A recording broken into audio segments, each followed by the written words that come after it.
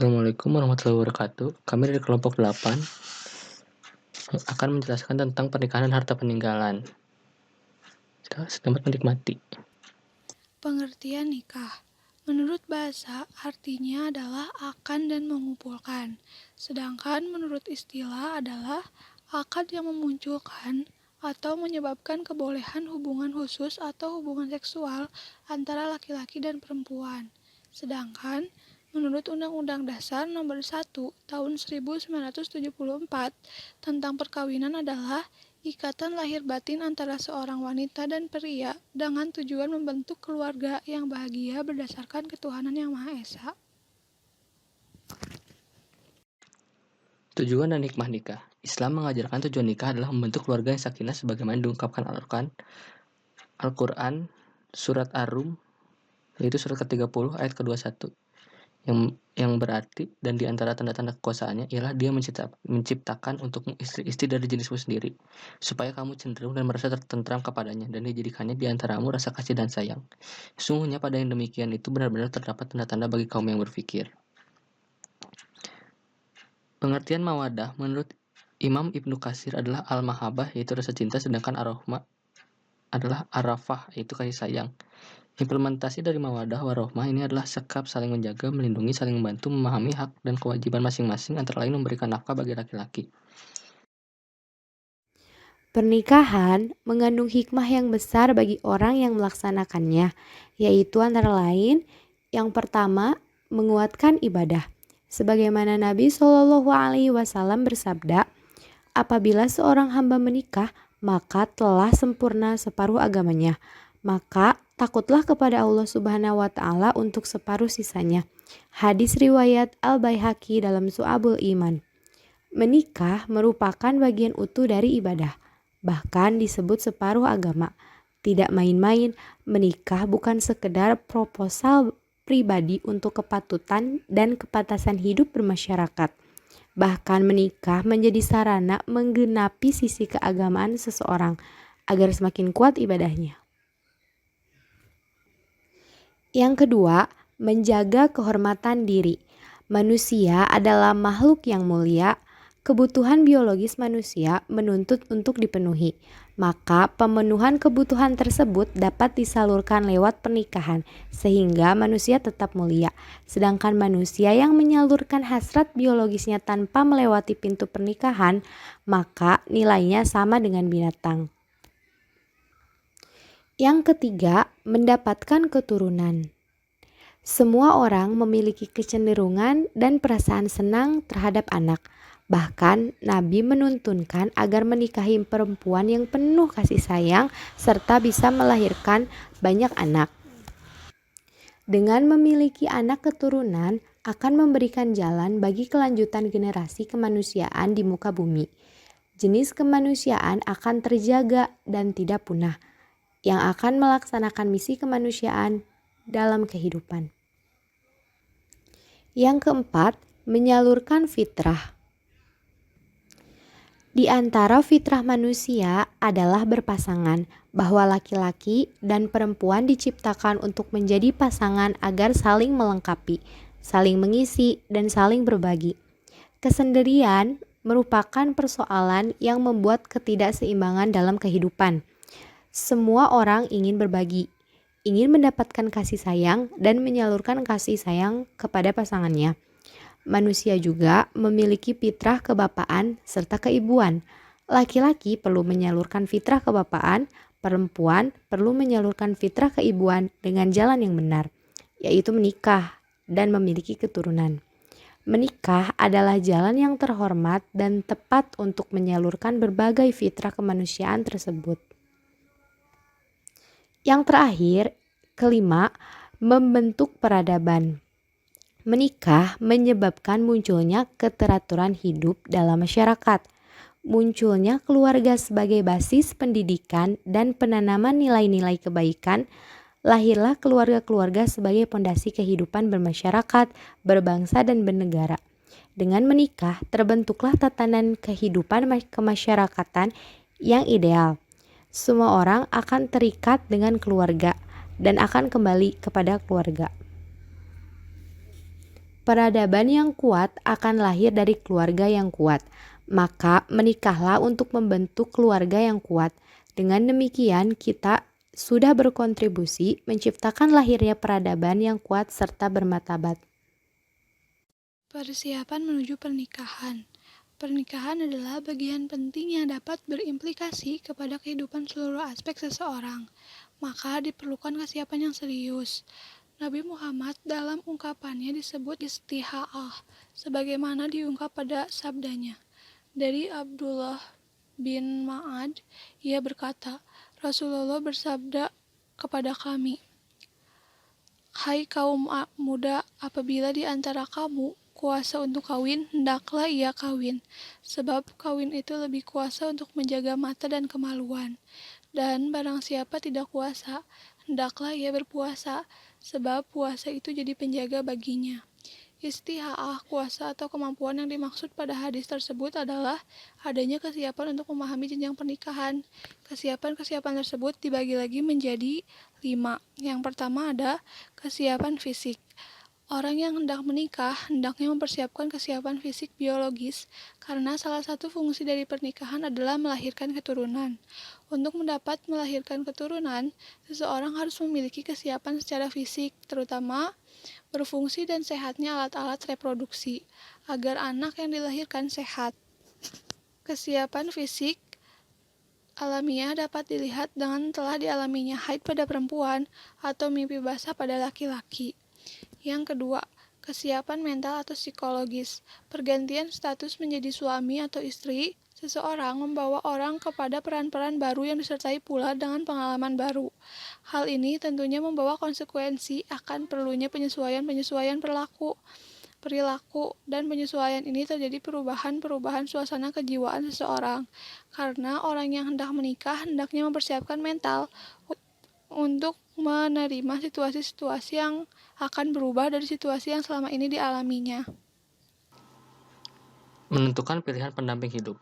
Mengenal calon pasangan merupakan upaya untuk mengenal lebih dekat dan mempertimbangkan untuk memilih dan menetapkan siapa yang akan menjadi suami atau istri tuntunan Nabi SAW. Dalam memilih pasangan diungkapkan dalam hadis Bukhari dan Muslim, yaitu perempuan yang dinikahi karena 4 hal, karena cantiknya, hartanya, keturunannya, dan agamanya. Pilih karena agamanya, niscaya engkau akan mendapat keuntungan. Latar belakang ekonomi calon pasangan patut untuk dipertimbangkan karena berkeluarga melalui pintu pernikahan memerlukan dukungan material. Pertimbangan ekonomi dalam menetapkan calon pasangan tentu saja tidak cukup. Bahkan Nabi menyatakan bahwa apabila seseorang memilih pasangan karena pertimbangan kaya saja, maka ia akan dihinakan oleh pasangan itu. Memilih calon pasangan dilihat pula dari aspek keturunan atau latar belakang keluarga, sehingga dapat diketahui asal-usul dan pola asuhan keluarga calon yang bersangkutan.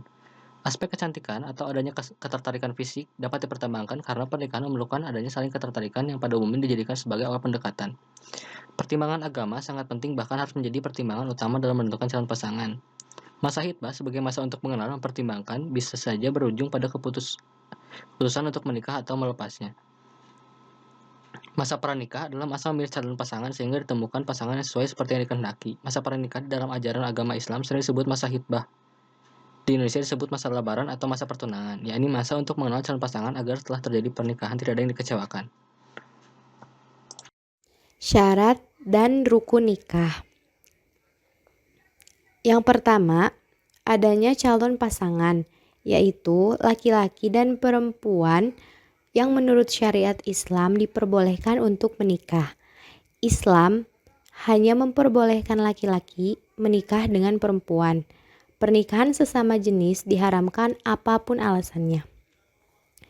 Tetapi ada beberapa kelompok perempuan yang haram dinikah, yaitu pertama, haram karena turunan, yaitu perempuan yang memiliki hubungan darah atau seketurunan. Mereka ini adalah ibu, nenek, terus ke atas, anak perempuan, dan terusnya ke bawah, saudara perempuan, kakak atau adik sekandung, seayah atau seibu, saudara ibu baik sekandung atau perantaraan ayah atau ibu, saudara ayah baik sekandung atau dengan perantaraan ayah atau ibu, anak perempuan dari saudara laki-laki terus ke bawah, anak perempuan dari saudara perempuan terus ke bawah. 2. Haram karena sepersusuan, yaitu ibu yang menyusui dan saudara perempuan yang mempunyai hubungan susuan. Haram karena suatu perkawinan, yaitu ibu, istri, mertua, dan seterusnya ke atas, baik ibu dari keturunan maupun susuan. Anak tiri jika sudah campur dengan ibunya, istri ayah, dan seterusnya, wanita-wanita yang pernah dikawini ayah, kakek sampai ke atas, dan yang terakhir istri anak laki-laki, menantu, dan seterusnya. Rukun nikah yang kedua adalah wali, yaitu laki-laki yang bertanggung jawab untuk menikahkan calon pengantin perempuan. Dalam kaitan pernikahan terdapat dua macam wali, yaitu wali nasab dan wali hakim. Apa itu wali nasab? Wali nasab adalah wali yang ada hubungan darah dengan perempuan yang akan dinikahkan. Urutan status orang yang menjadi wali bagi perempuan sebagai berikut: ayah kandung, kakek dari ayah, saudara laki-laki seibu seayah, saudara laki-laki seayah, anak laki-laki dari saudara laki-laki seibu seayah, anak laki-laki dari saudara laki-laki seayah, saudara laki-laki seibu seayah dari ayah, saudara laki-laki seayah dari ayah, anak laki-laki dari saudara laki-laki seibu seayah dari ayah, dan anak laki-laki dari saudara laki-laki seayah dari ayah. Adapun wali hakim adalah wali yang diangkat untuk menikahkan perempuan yang tidak memiliki wali nasab. Rukun nikah ketiga adalah saksi, yaitu dua orang laki-laki muslim dewasa yang memberikan kesaksian akan terjadinya pernikahan. Saksi, dua orang laki-laki dewasa yang menyaksikan peristiwa pernikahan. Untuk saksi, hendaknya dipilih orang yang memiliki pengetahuan tentang hukum perkawinan. Mengapa? Jika apabila dibutuhkan, mereka dapat memberikan kesaksian yang benar sesuai dengan aturan tentang perkawinan. Selanjutnya, rukun nikah keempat adalah ijab qabul, yakni serah terima calon pengantin perempuan dari wali kepada pengantin laki-laki. Ijab adalah penyerahan calon pengantin perempuan yang dilakukan oleh wali kepada calon suaminya.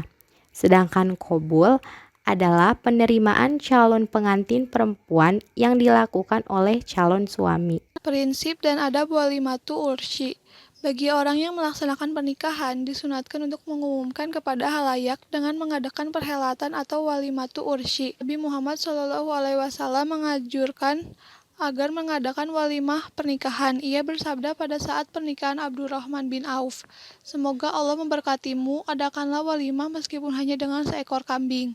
Anjuran untuk merayakan hari pernikahan bukan dilakukan dengan pesta pora dan sejenisnya.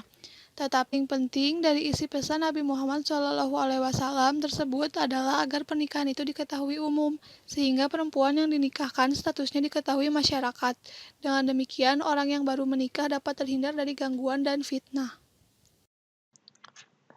Hak dan tanggung jawab suami istri. Setelah pernikahan terjadi, maka suami istri memiliki hak dan tanggung jawab masing-masing. Sebagai pimpinan, suami bertanggung jawab terhadap istrinya. Ia wajib memberi nafkah lahir seperti makanan, minuman, sandang, pangan, dan perumahan, maupun nafkah batin merupakan pemenuhan kebutuhan biologisnya. Suami istri memiliki kewajiban untuk bekerjasama, membina dan memelihara kelangsungan rumah tangga, serta bersama-sama mendidik anak-anaknya. Hal-hal pertama yang dilakukan oleh pasangan suami istri yang baru menikah adalah saling mengetahui, memahami pasangannya baik fisik, sifat, kebiasaan maupun karakter masing-masing. Pemahaman pasangan menjadi modal utama untuk berkomunikasi yang saling dipahami sehingga terwujud saling pengertian di antara pasangan itu. A. Manajemen konflik dalam keluarga. Keluarga sebagai komunitas terkecil yang di dalamnya terdapat anggota-anggota keluarga tidak selalu sepi dengan masalah, karena setiap anggota memiliki harapan, keinginan, dan karakter sendiri-sendiri yang tidak mustahil suatu hari terjadi masalah atau konflik di antara mereka.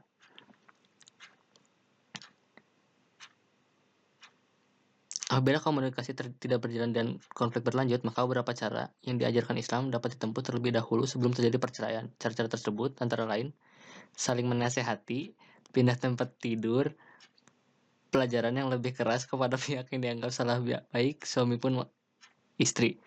Minta bantuan anggota keluarga lain sebagai penengah.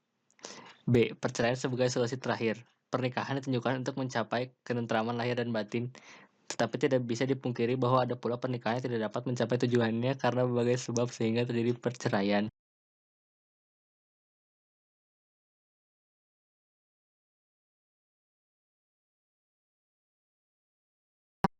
Pengertian harta peninggalan. Harta peninggalan adalah harta yang ditinggal oleh seseorang yang meninggal dunia. Apabila seseorang meninggal dunia, tetapkan dulu harta peninggalannya, yaitu harta milik mutlak si mayat dari hasil usahanya setelah dibagi dengan pasangannya, istri atau suami yang masih hidup, atau harta dari warisan leluhurnya. Kemudian potong dulu dengan wasiat dan utangnya jika ada. Biaya-biaya perawatan jika ada biaya perawatan sebelum meninggal, dan biaya penguburannya. Sisanya itulah. Pembagian harta adalah hak Allah. Islam memandang segala sesuatu di alam ini adalah milik Allah, sedangkan manusia hanya memiliki hak guna pakai yang bersifat sementara. Apabila seseorang meninggal dunia, maka segala yang dimilikinya dikembalikan kepada Allah. Ini berarti bahwa harta yang ditinggalkannya harus dikelola sesuai dengan ketentuan Allah. Karena itu, ajaran Islam mengatur tentang pembagian harta peninggalan berdasarkan ketentuan Allah yang disebut hukum waris atau faraid. Prinsip-prinsip kewarisan dalam Islam. Yang pertama, prinsip ijbari. Peralihan harta benda seseorang telah meninggal dunia kepada ahli warisnya yang masih hidup berlaku dengan sendirinya. Pelaksanaannya atas kehendak Allah, bukan karena kehendak pewaris dan ahli warisnya. Yang kedua, prinsip individual.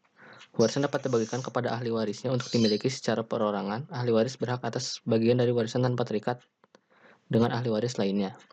Yang ketiga, prinsip bilateral. Kedudukannya sama antara ahli waris laki-laki dan perempuan. Keduanya dapat menerima warisan baik dari garis kekerabatan laki-laki maupun dari garis kekerabatan perempuan. Yang keempat, prinsip kewarisan hanya karena kematian. Peralihan harta warisan seseorang kepada yang lain dengan sebutan kewarisan berlaku setelah pemiliknya meninggal dunia. Tidak ada pewaris sepanjang masih hidup. Ketetapan Allah dalam pembagian warisan. Pengaturan pembagian waris sesuai dengan ketentuan Allah terangkum dalam hukum waris. Yang pertama, bagian suami. Suami yang ditinggal mati istrinya memperoleh bagian dari harta peninggalan istrinya sebagai berikut, yaitu setengah dari harta peninggalan jika istrinya tidak meninggalkan anak dari dirinya atau suami-suami sebelumnya. Yang kedua, seperempat dari harta peninggalan jika istrinya itu meninggalkan anak dari dirinya maupun dari suami-suami sebelumnya. Yang kedua, bagian istri. Istri tinggal mati suaminya memperoleh bagian dari harta peninggalan suami sebagai berikut. Yang pertama, seperempat dari harta peninggalan jika suami tidak meninggalkan anak baik dari dirinya atau istri-istri yang lain atau mantan-mantan istrinya. Yang kedua, 1/8 dari harta peninggalan jika suaminya itu meninggalkan anak baik dari dirinya, istri-istrinya yang lain atau mantan-mantan istrinya. Waris mewarisi karena kekerabatan antara lain. Yang pertama, anak perempuan. Anak perempuan baik yang meninggal itu ibunya atau ayahnya, maka bagian harta pusaka adalah yang pertama, setengah jika ia hanya seorang diri tidak bersama-sama dengan saudara laki-laki. Yang kedua, 2/3 jika anak perempuan tersebut terdiri dari 2 orang atau lebih dan tidak bersama dengan anak laki-laki. Pembagian yang kedua, anak laki-laki. Anak laki-laki itu termasuk ahli waris yang sudah ditentukan kadarnya atau ashabul furud. Yang menerima sisa asabah dari ashabul furud penerima seluruh harta waris apabila tidak ada zawil furud seorang pun. Rincian harta waris bagi anak laki-laki sebagai berikut. Yang pertama, jika si mati hanya meninggalkan seorang atau beberapa orang anak laki-laki, maka anak laki-laki mewarisi seluruh harta. Jika si mati meninggalkan seorang atau beberapa orang anak laki-laki dan meninggalkan ahli waris ashabul furud, anak laki-laki mendapatkan sisa asabah setelah diambil oleh ashabul furudnya. Yang ketiga, jika si mati meninggalkan anak laki-laki, anak perempuan dan ashabul furud, maka seluruh harta setelah diambil oleh ashabul furud dibagi 2 dengan ketentuan anak laki-laki 2 kali di bagian anak perempuan. Yang ketiga, ibu. Bagian ibu ada 3 macam. Yang pertama, 1/6 dengan ketentuan bila ia mewarisi bersama-sama dengan farul waris bagi si mati, baik seorang atau lebih, laki-laki maupun perempuan. Ia bersama dengan saudara-saudara si mati, baik sekandung, seibu maupun seayah, atau campuran seibu dan seayah, baik laki-laki maupun perempuan. Aturan ini berdasarkan firman Allah surat An-Nisa surat keempat ayat ke-11, yang berarti dan untuk ibu bapak masing-masing 1/6 dari harta yang ditinggalkan jika yang meninggal mempunyai anak. Yang kedua, 1/3 dengan ketentuan tidak bersama-sama dan farul waris bagi si mati atau 2 orang atau lebih saudara-saudara si mati. Ia sendiri yang mewarisi dengan ayah si mati tanpa salah seorang suami istri si mati. Yang keempat, ayah mempunyai harta peninggalan anaknya dengan 3 macam bagian, yaitu 1/6 dengan ketentuan bila anak yang diwarisi mempunyai farul waris muzakar, anak turun si mati, yaitu anak turun si mati yang berhak mewarisi yang laki-laki, yaitu anak laki-laki dan cucu laki-laki, pancar laki-laki sampai ke bawah. Yang kedua, 1/6 dan usubah dengan ketentuan bila anak yang diwarisi mempunyai faru waris muannats, yaitu anak turun si mati yang perempuan, yakni anak perempuan dan cucu perempuan pancar laki-laki sampai ke bawah. Ketentuan ini didasarkan kepada firman Allah surat An-Nisa surat keempat ayat ke-11, dan untuk ibu bapak masing-masing 1/6 dari harta yang ditinggalkan jika yang meninggal mempunyai anak. Yang ketiga, usubah bila anak yang diwarisi harta peninggalan tidak mempunyai faru waris sama sekali. Yang kelima, kakek. Istilah kakek dalam ilmu waris memiliki 2 arti, yaitu kakek sahih dan kakek gairu sahih. Kakek sahih adalah kakek yang punya hubungan nasabnya dengan si mati, sedangkan kakek gairu sahih adalah kakek yang hubungan nasabnya dengan si mati diselingi oleh perempuan seperti ayah ibu dan ayah dari ibunya ayah. Kakek dapat menduga status ayah bila tidak ada ayah dan saudara-saudara atau saudara-saudari sekandung atas ayah, karena itu ia mendapatkan bagian pusaka seperti bagian ayah, yaitu 1/6 jika si mati punya anak turun yang berhak waris laki-laki atau farus waris muzakar. Yang kedua, 1/6 dari dan sisa dengan jalan usubah bila si mati mempunyai anak turun perempuan yang berhak waris atau faru waris muannats. Yang ketiga, usubah jika si mati tidak mempunyai faru waris secara mutlak baik laki-laki maupun perempuan. Ia juga mempunyai anak turun yang tidak berhak menerima pusaka faru gairu waris seperti cucu perempuan atau pancar perempuan.